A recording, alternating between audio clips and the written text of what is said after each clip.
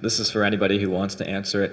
Now, obviously, you guys knew you were going to the Final Four a few days ago, but now that you were actually here, what are kind of some of your first impressions? Are you soaking in the moment? Let's get an answer from Bensley first, then a reflection from Jordan, and then an answer from Isaiah. Yes, I am, just living this experience. It's a dream come true. A lot of people, in the world dream about playing in the Final Four. And, it's a blessing. We put in a lot of hard work all season, and this is the time now, so we're here just experience it. Jordan, your thoughts? I think Bensley sums it up pretty well. Yeah, it's a blessing to be here. We've worked all year really hard to get to stages like this, and we're looking to make a deep run. Yeah, like both they said, it's a blessing to be here. Just living in the moment. It's a great time to be a Miami Hurricane fan right now. Up front to the left, Dan. Dan Walken, USA Today. For Isaiah, there was a period last year where there was talk that you would go in the transfer portal, and then you had to come out and say that you were misrepresented there. I was just curious, after that, was there anything you had to do to sort of, make amends with, coach, teammates, anything like that? How did you handle the fallout from that? I called Coach L the day that happened, and he was comfortably fine with it. He knew that he trusted me. He knew I didn't make that accusation, so everybody was cool with me, and I didn't really have no problems coming in with the team. Everybody accepted me, and we just all worked on the main goal and just kept on playing basketball. Center, second row. Michelle Kaufman, Miami Herald. For all you guys, have you stepped out there and have you seen a basketball arena with 72,000 seats? What did it feel like? Bensley first. We have not yet stepped out there, but I'm really excited to step out there and just see, the huge facility we're playing. Since they haven't been out there. Is that okay? Yeah, you can follow. Okay. Can I just ask you then, totally on a different subject, UConn. Most people are picking them. They've been rolling through the tournament, winning by huge margins. How do you think you guys match up with them, and what are the biggest challenges? Jordan, you want to take that first? Yeah, I'll take it. First off, credit to UConn. They're a great team. They played some good teams to get here. I think they got some really good guards that lead them in assists that really make the team run. Obviously, they have a really dominant big man in the post who just swallows up rebounds and plays really hard. But I think personally we've had one of the hardest sides of the bracket. I think we've played some really, really elite teams. Everybody, I believe, had us losing to all those teams. So, we're fine with being the underdogs. We've been all year. But, it should be a good game. Like I always say, I think the team that comes out and plays the hardest and leaves it all on the floor will be victorious. Isaiah, any thoughts on UConn? UConn's a great team. They love to shoot the ball, and like Jordan said, they have a big man that gets the rebound and play hard, and they got here for a reason. So just us being the underdog, we got here for a reason too. So it's going to be a great game coming in. Fellas, we're going to go to the left side. This is the back left microphone for Billy. Billy Witz with the New York Times. Jordan, how has name, image, and likeness opportunities changed your life personally? Yeah, it's been a blessing. I think not only for me, but for college athletes as a whole, being able to get involved into the business side of things and kind of see what that atmosphere is like. Yeah, that's my best answer to that question. Billy, you want to follow up? Yeah, I guess, can you maybe elaborate on that a little bit of just some of the things, whether it's, what about the business part of this have you picked up on? And yeah, just dealing with contracts, dealing with professional businesses that, want you to meet a certain time requirement, certain things. It really opens your eyes to the other side other than just athletics. So I think it's been, a great experience for me and for everyone who gets involved in NIL. We have two questions up front. Let's go to the first row, then the second row. Then we're going to go to the right side, and then Adam will get back to you. What's up, guys? Josh from Fox in Miami. Just describe the feeling of, you've worked all season for this, of just sitting up here, seeing the floor, and realizing today, you're here at the Final Four. It's a blessing. God is great. We worked a lot hard, lots of hard work this season, grinding ups and downs. And, this is moments, again, we dream of, and coming here competing in the Final Four stage on one of the biggest stages of them all. So just a surreal feeling and just trying to take it in every moment I can get. Jordan, same question. Yeah, here's what I'll say. I feel like, regardless of the outcome, we're winners. We made school history for the first time, Final Four. Obviously, we still have goals we want to reach. But, we're looking to just kind of set the foundation for Miami basketball, and just be what, teams look up to and try to reach. Isaiah. It's a blessing just being out here, and I know all our players been working hard and just getting morning sessions in and just feeling confident, and it's just a blessing just to be a part of this team and being part of being with Jordan, Benz, and Wooga and all of them. It's just we have a great team this year, and it's just it's a feel like a big accomplishment just coming here in the Final Four and just realizing we're the top 4 teams in the country still playing basketball, and there's not a lot of teams playing basketball right now, so it's a big accomplishment for us. Second row, same area of the room. Marcus Benjamin, CanesCounty.com with Rivals. This is for Jordan. Obviously, you had a game for the ages last game, going perfect from the field and perfect from the line. What moment did you know that you were perfect during that game? And then also, if you could just describe the phone call that you got from Christian Laettner and just how that felt. Jordan. Yeah, I didn't know I had a perfect game until after the game. Someone came up and told me. Being a competitor, I was just in the moment, just trying to win a basketball game to get to the Final Four. But, it was cool. I joined some really, really elite company. Got to talk to Christian Laettner, which was always cool. Someone I watched documentaries on him hitting the shot. So it was definitely a cool experience. I was very much surprised. They really kept it from me, so it was shocking. But being able to talk to guys like him who've been on the big stage, played in the NBA, had a hell of a career, is a dream come true, you can say. Guys, we're going to move to the right side. Jordan, Kevin Fielder from Owls 24/7. To be in a situation where it's you guys in Florida Atlantic in the Final Four, how cool is that, and how much of an impact can that have for basketball in South Florida? Yeah, I think it's huge. Respect to both teams. We've put a lot of work in to get here. I think, people will take South Florida basketball more serious. I would assume it's going to help with recruiting. So, both teams are just looking forward to build upon this time and keep the teams, getting to this stage. Yeah. Front and center, Adam.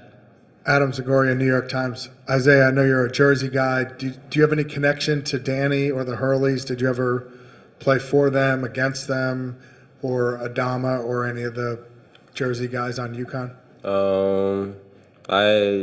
They recruited me for when I was in high school. That's some connection I have. I got recruited there, and I spent a lot of time thinking about UConn as a decision, and I feel like for me, I have a lot of great connection with the coach and the assistants and all of them. So I say I have great connections with them.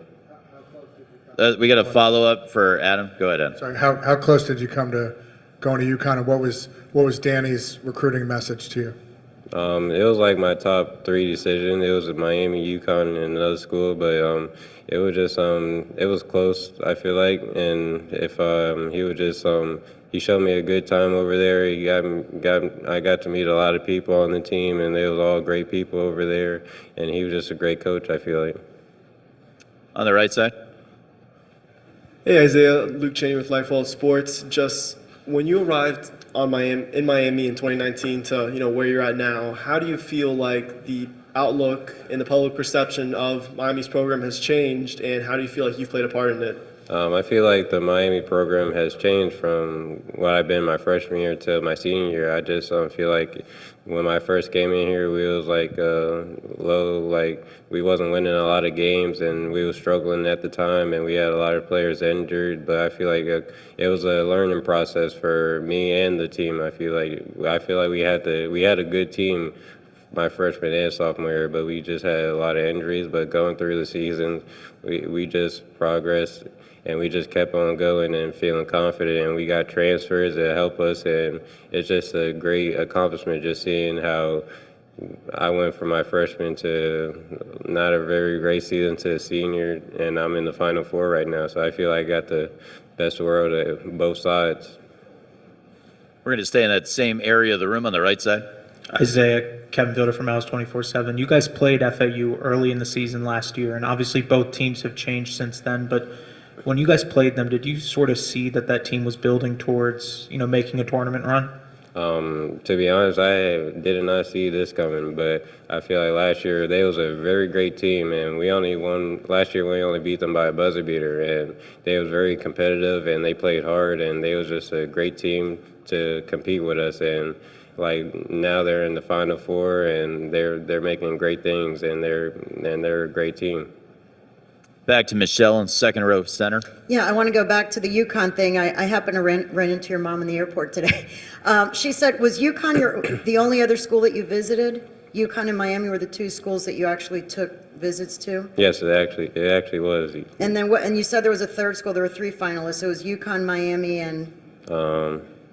I really forgot, but Okay. it was And probably so- just me. Yeah, So why but- did you pick Miami? What was it when you were weighing UConn and Miami? What was it about Miami that swayed you in that direction? What tipped the scales for you? I feel like the coaching staff, when they had Adam Fisher, he was a great coach, and he talked to me a lot, and I felt real comfortable being around him. And Coach L was a great coach, and I feel like at the time I was already committed to Miami, and I really had my decision made. But when I visited UConn, I was like, it's going to be a hard decision coming in because they have a great coaching staff. They have great people over there too, and and they have great players over there. I just love the way they work too. So it was a hard decision, but I already had my mindset on Miami, and it was a up between them two. Final question for Isaiah or Jordan or Bensley's second row. Adam Betts with the Journal-Inquirer. Isaiah, knowing that UConn and Miami were your top two schools, is it funny how the world works that we're here right now and you're getting ready for this game? Yes, it is fun. It's a small world, I feel like, just between UConn and Miami, and now I'm playing UConn in the Final Four. It's just, like I said, a small world, just having these two teams coming.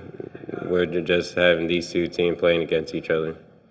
And Nigel's 10-gallon hat. In just a moment, we'll be joined by Norchad Omier when he wraps up with radio. But we'll take some questions for Nijel or Wooga. If you have a question, please raise your hand. We're going to send one of our intrepid microphone stewards in your direction. Please state your name and affiliation, and then your question. Here comes the mic. Front left, front right. Hey, Wooga. Luke Cheney with Life Followed Sports. You mentioned last weekend how during that comeback against Texas, you had to remind Coach L not to, look at the scoreboard when that whole thing was happening. I'm just curious how vital you think it is to your team's success that there's an environment in place where both players and coaches can hold each other accountable. Oh, yeah, I feel like we just have that type of relationship where though we could tell each other right from wrong, and I feel like that was the time me telling them just not to look at the score and just to play the game. Next question for the student athletes from Miami, and we're joined now by Norchad Omier as well. Let's go to the second row, center, and Michelle from the Miami Herald. I got it. Thank you. Michelle Kaufman from Miami Herald. Norchad, I want to ask you, a lot of people say that one of the keys to this game is, will you be able to stay out of foul trouble? Obviously, someone who's your opponent would want to get you into foul trouble. How do you plan on dealing with that and, staying out of foul trouble when Coach always talks about how you're so aggressive and energetic? That's Norchad's microphone in the center there. Yeah, I think I don't want to jinx it. I don't want to talk about it. But, just play smart. Don't do choose which places go at, which places don't go at. Just play a smart basketball. Continuing with questions for Norchad, Nijel, or Wooga. On the right side. Kevin Fielder, I was 24/7. Wooga, you guys played against FAU last season, and it was kind of early in the season. But what did you see from them when you guys played them, and for them to now get to this point in the Final Four with you guys? How cool is that to see two South Florida teams in the Final Four?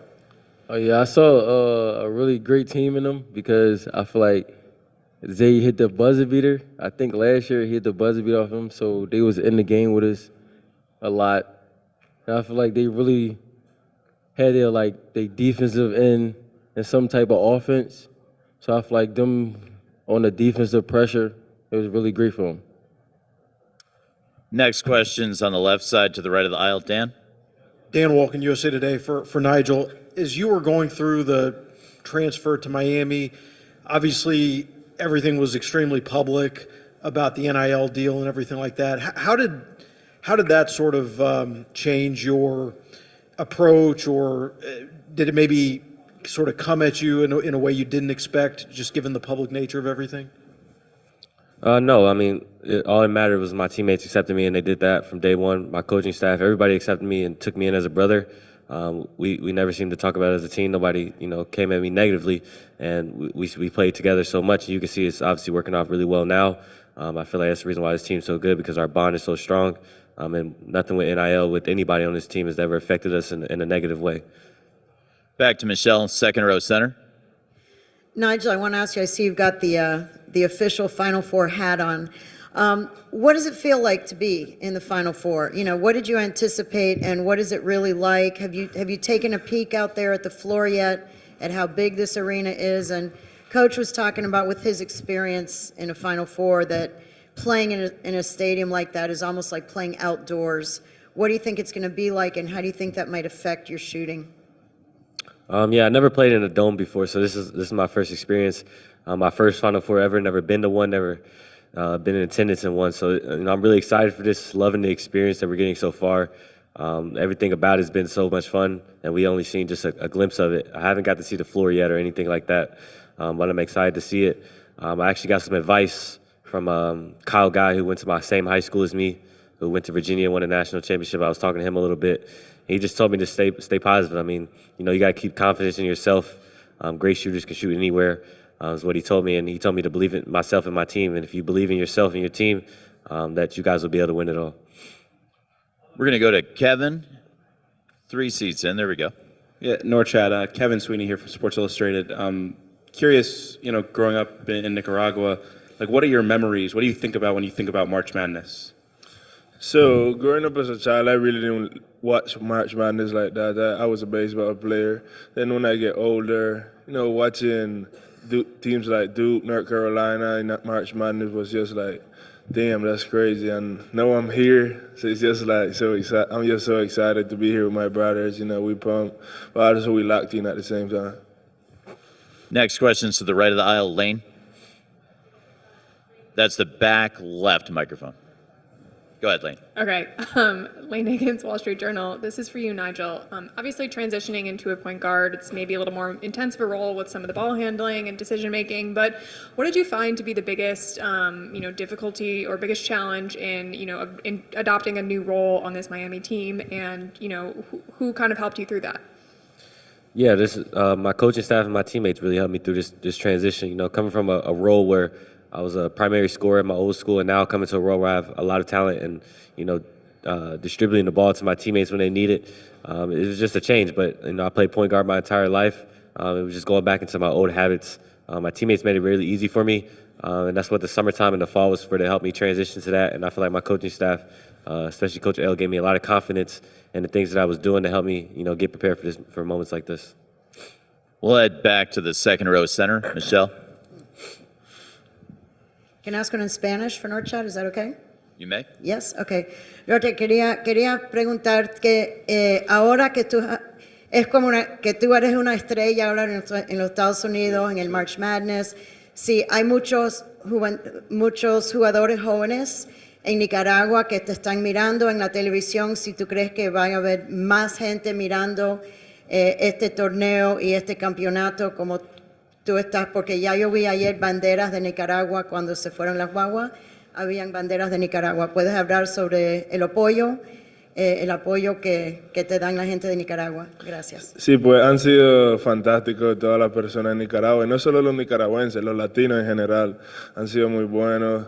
ya solo tengo cosas buenas de hablar de ellos. Estoy muy agradecido con ellos por no solo apoyarme a mí, sino a todo el equipo y muchas gracias al país de Nicaragua y espero que lo vean, que vean los juegos y nos apoyen. Norchad, would you mind briefly translating also? I don't remember what I said. No me recuerda. Next question for the student athletes. Let's go to the right side, center. This guy. Yeah, Chris Demond, the Miami Hurricane. Norchad, last year you were in the Sun Belt playing for Arkansas State, and then you went to the ACC, and now you're in the NCAA tournament. It seems over the past year you've just been playing on bigger and bigger stages, and now you're on the biggest stage in college basketball, the Final Four. How do you kind of adjust to all that increased pressure, and how are you going to do that for Saturday? No, I got to give that to my teammates. They trusted me. When I reached Miami, they welcomed me with open arms. And they just guide me, through the ACC. I know we are here together, so I don't feel pressure personally because I'm with my teammates I've been all year. So I just feel good and excited we're here right now. That same area of the room. Go ahead. Luke Cheney with Lifeball Sports. This question could go for everyone. Just, what stands out about UConn when watching them on film? Wooga, you want to take that one first? I feel like the offense is really good. I feel like the way how they can score the ball is just at the highest level. Norchad, you want to take that one too? Yeah, UConn is a great team. Got to give them credit. They've been blowing out all the teams they play, at least 15 points. So, they have inside presence, outside presence. We just got to stick to the game plan and, worry more about Miami than about UConn. Nijel.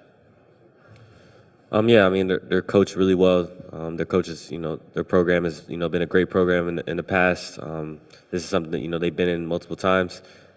We know how good of a team they are. They got a lot of talent from the inside and outside with a lot of size and things like that. But as long as we stick to, what Miami does best, I think we should be in good shape. Final question is going to come from John Fanta, left side, right of the aisle. Hey guys, John Fanta from Fox Sports. Do you guys have any, with him in the vicinity, maybe, any Coach Larinaga favorite quote, favorite moment that comes to mind? And is there any truth to the rumor that he might have taken some dance classes ahead of the Final Four this week? I feel like Coach L learned all his dance moves from me from last year. I used to dance a lot, so I feel like he just learned all of them from me. Norchad, anything to add? Yeah, I agree. I watched videos from last year. They in the Elite 8, Sweet 16. Wooga would be dancing, Bensley would be dancing, and I think Coach L copied a lot of those moves from them. Yeah. Final thought on that, Nijel? His dance moves, they're all right. I'm hoping to see some more, though. I only seen once, so I need to see it again. We want